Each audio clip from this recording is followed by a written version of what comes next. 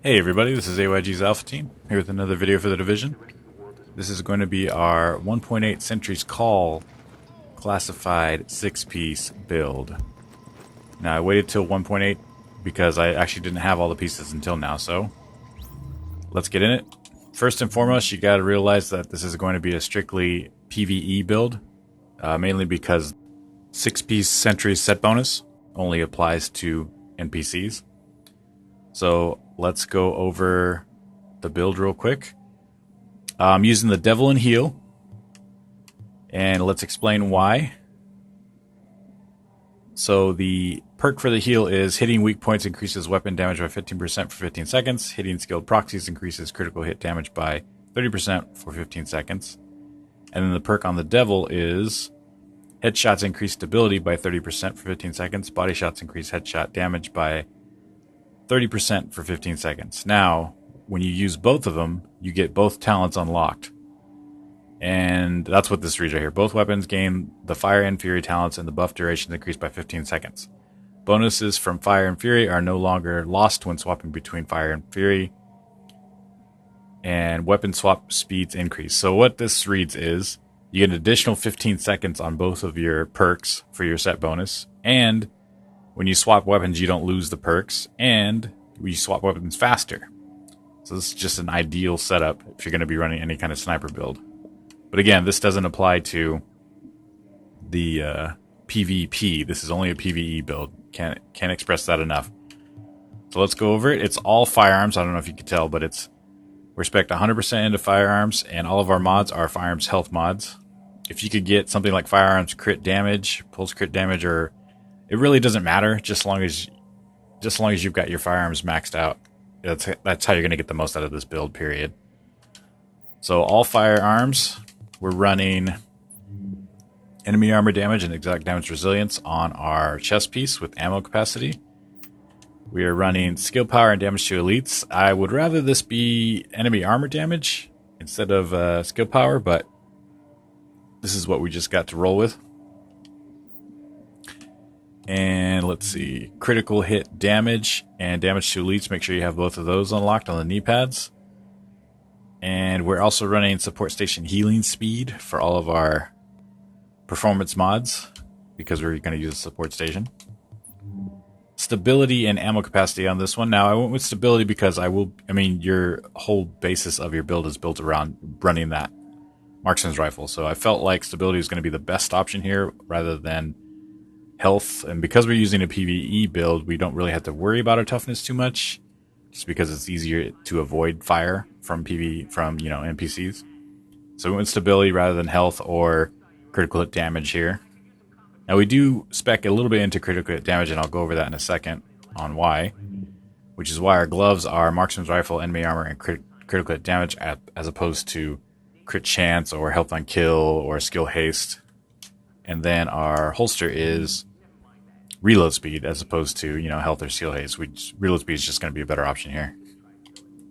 Now the reason we spec'd a little bit into crit damage on our knee pads and our gloves is because we're running the Devil and Heal. Now the Heal is going to be our DPS monster headshot damage monster, pretty much. So we're spec'd fully into headshot damage on all of our mods.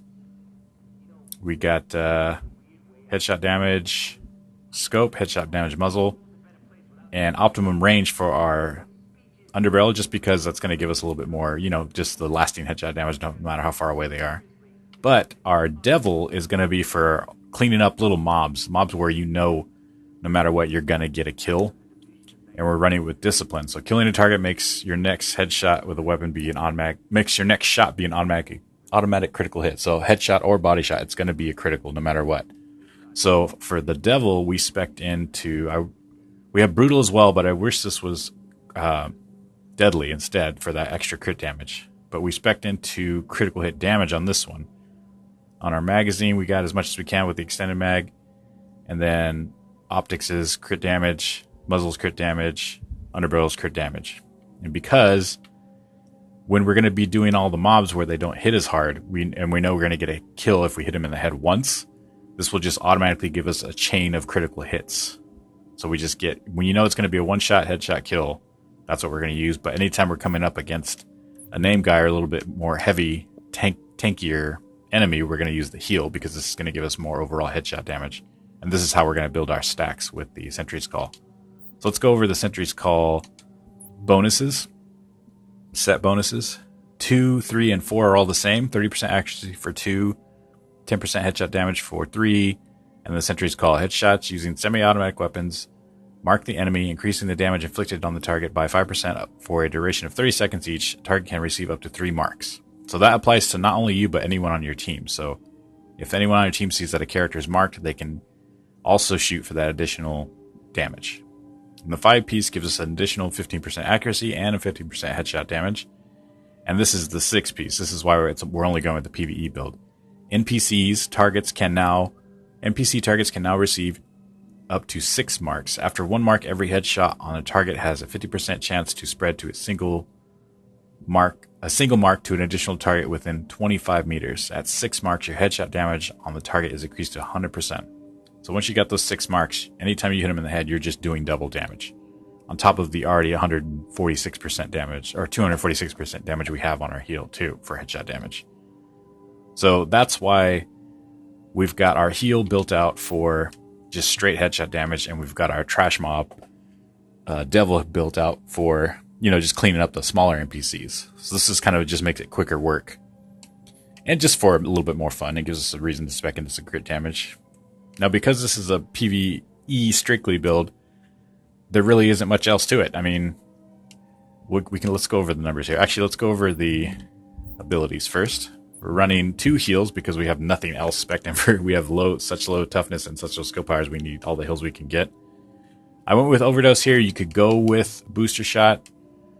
Really up to you. If you're running with the team, maybe a defibrillator might be a better choice.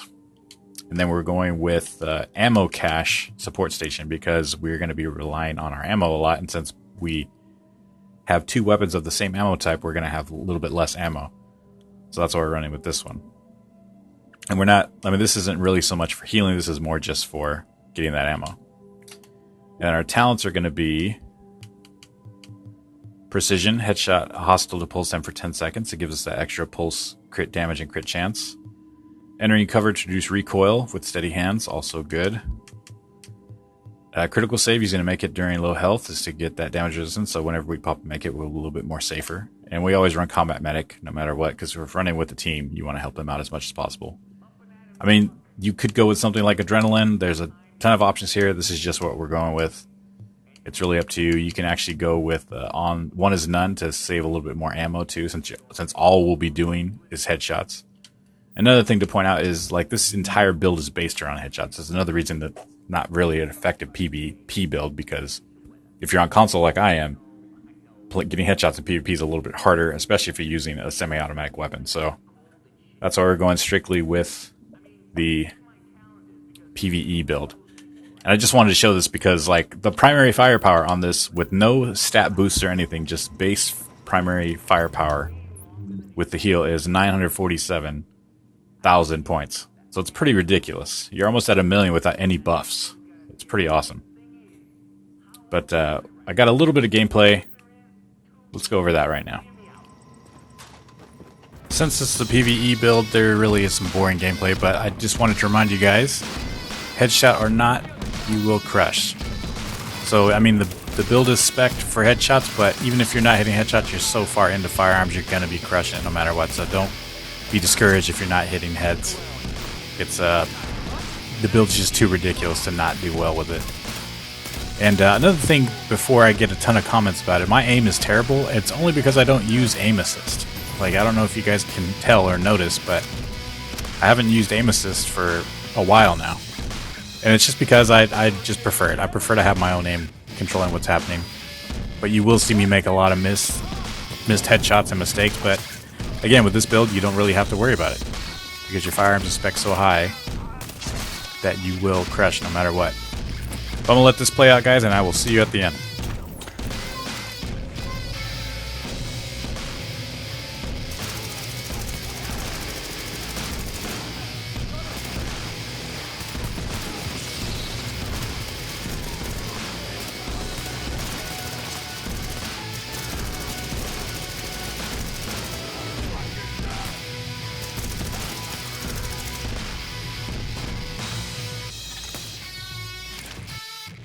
Additional hostiles inbound.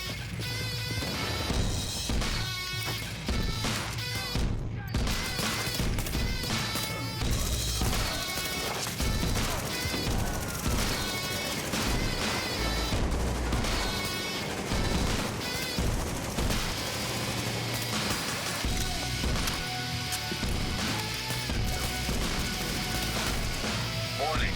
Incoming hostiles detected.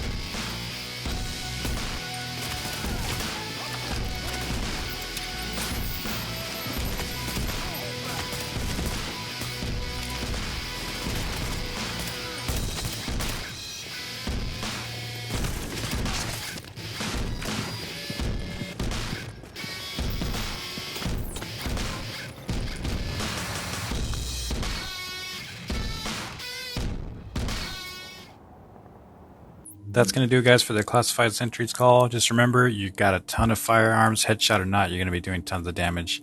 But if you do get headshots, it's just going to be even more ridiculous. So go ahead and leave a like and subscribe if you want to see more from rugaming.com. Also, shoot us a comment if you have any questions, you want to give us any feedback. It's always appreciated. Until then, go ahead. Game on. Game on! Yeah, game on!